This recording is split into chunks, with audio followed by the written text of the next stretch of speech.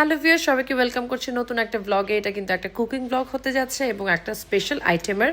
তবে আমি হাতে কি নিয়ে আছি, সিম্পল শিম। আসলে এটা সিম্পল না, চট্টগ্রামবাসীদের জন্য এটা অনেক কিছু। এটা হচ্ছে ফুডি সই মানে পুঁটি শিম, আর হচ্ছে ফুতা বেগুন। এই বেগুনটাকে বলে ফুতা বায়ন, ফুতা বেগুন। তো এই বেগুন নিয়ে শিম নিয়ে কেন আমি এত ঢং করছি সেসব অন্য ডিস্ট্রিক্টের মানুষ বুঝবে না, চট্টগ্রামের মানুষরা বুঝবে। আমরা খাওয়া নিয়ে একটু বেশি বাড়াবাড়ি করি চট্টগ্রাম ডিস্ট্রিক্টের মানুষ। আর এই শিম আর বেগুন যে কত মূল্যবান আমাদের কাছে সে আর কি বলতে। সাথে রয়েছে ফাইসাউনি, আহা কি সুন্দর গন্ধ।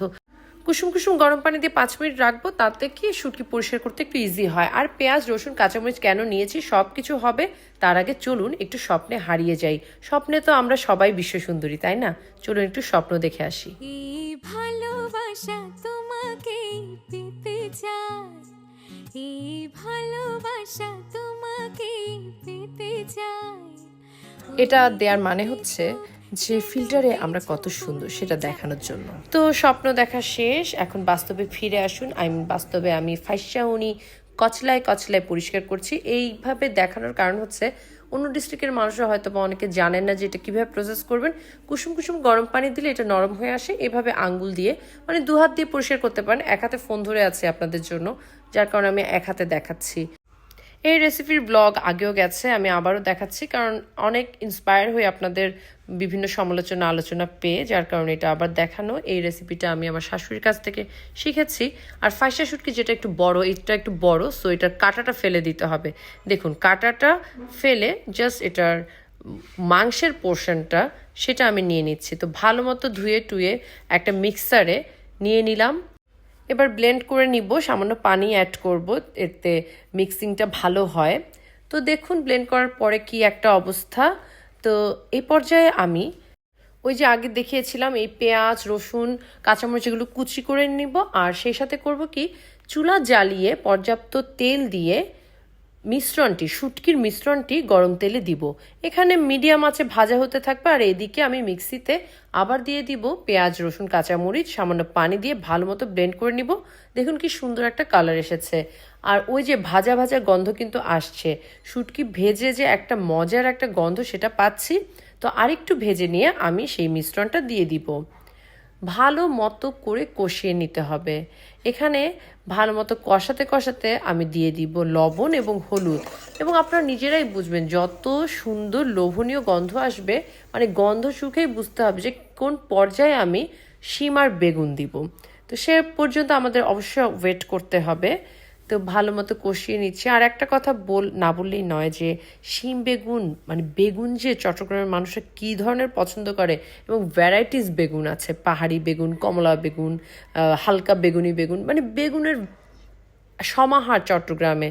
তো যারা যারা ঘুরতে গেছেন, পাহাড়ি বাজার ঘুরেছেন, তারাও কিন্তু খেয়াল করবেন যে আমাদের ভেজিটেবলের দিক দিয়ে সবজির দিক দিয়ে চট্টগ্রাম অনেক সমৃদ্ধ। আর খাবার নিয়ে যত বাড়াবাড়ি আছে চট্টগ্রামের মানুষদেরই আছে। তো এটাকে আমি পজিটিভ হিসেবেও দেখি, আবার নেগেটিভ হিসেবেও দেখি। আসলে নেগেটিভ হিসেবে তখন দেখি যখন রান্না করতে ইচ্ছা করে না, তাও রান্না করতে হয়। রান্নার বুয়া দিয়ে এইসব চিটেঙ্গা রান্না হয় না। এগুলো আমি 11 বছর প্রশিক্ষণ নিয়ে এখন মোটামুটি গাছপাথর হয়ে গিয়েছি। সো আমি এসব রান্না এখন ভালোই পারি। হ্যাঁ, আমার কাটাকুটি শেষ। এবার পরিষ্কার মতো ধুয়ে হাঁড়িতে ঢেলে দিচ্ছি। এবার কিন্তু ধৈর্য সহকারে ঘুরিয়ে ঘুরিয়ে কষাতে হবে, লিটারেলি ঘুরিয়ে ঘুরিয়ে কষাতে হবে। কারণ মশলাটা বা শুটকির যে ভাজা মশলাটা যাতে সব কিছুতে সুন্দর মতো লাগে। আর এক্ষেত্রে বলে রাখি, অবশ্যই আঁচ কিন্তু মিডিয়াম থেকে হাই হিট হবে। হাই হিট অ্যাভয়েড করতে চাইলে মিডিয়াম হিট, মানে অল্প আঁচে না। অল্প আঁচে হলে এটা আসলে বেগুনটাও বটবটে হয়ে যায়, শিমেরও কালার টালার নষ্ট হয়ে যায়। সো সেক্ষেত্রে দেখুন ধোঁয়া কিন্তু উঠছে, মানে কষানো শুরু হয়ে গেছে। আমি প্রায় 2 মিনিট বা 3 মিনিট এভাবে কষিয়ে এটাকে একটু ভ্যাপারাইজ করতে সাহায্য করব। তারপরে এবার নাড়িয়ে চাড়িয়ে ঢেলে দিব হচ্ছে গরম পানি। গরম মানে একেবারে কপকপে গরম পানি যেটাকে বলে। এতে রান্না তাড়াতাড়ি হবে, শিম আর বেগুন ভালো মতো মজবে, খেতেও মজা হবে। যে কোনো রান্নায় কিন্তু গরম পানি অ্যাড করলে তাড়াতাড়ি সেদ্ধ হয় এবং রান্না মজা হয়। তবে মাছের ক্ষেত্রে, বিশেষ করে ইলিশ মাছ বা অন্যান্য যেগুলো একটু নরম টাইপের মাছ, সেই মাছগুলোতে কখনোই আপনি গরম পানি দিতে পারবেন না। আপনাকে ঠান্ডা পানি দিয়েই রান্না শুরু করতে হবে। এই যে গরম পানি দিয়ে আমি কিন্তু হাঁড়ি ঘুরিয়ে ঘুরিয়ে সুন্দর মতো নাড়িয়ে নিলাম, আর কাঠি ব্যবহার করলাম না। 5 মিনিট পরে যখন একেবারে হাই হিটে সিদ্ধ হচ্ছে, দিয়ে দিচ্ছি ধনিয়া পাতা কুচি, কিছু কাঁচামরিচ চেরা, আর হচ্ছে থেতো করা রসুন। এগুলো আপনারা দিতেও পারেন, নাও দিতে পারেন, কিন্তু দিলে কিন্তু এসেন্সটা খুব ভালো হয়। আর কাঁচামরিচ হচ্ছে যারা আরও ঝাল খেতে চান আরও ঝাল বাড়িয়ে দিতে পারেন, যার যার ব্যক্তিগত চয়েস। এভাবে হাই হিটে আরও 5 মিনিট ঢাকনা দিয়ে থাকবে। এই যে আমার মাশা অ্যান্ড দ্য বিয়ার চলে এসেছে। তো হিট এখন বন্ধ করে দিব, চুলা বন্ধ করে দিব।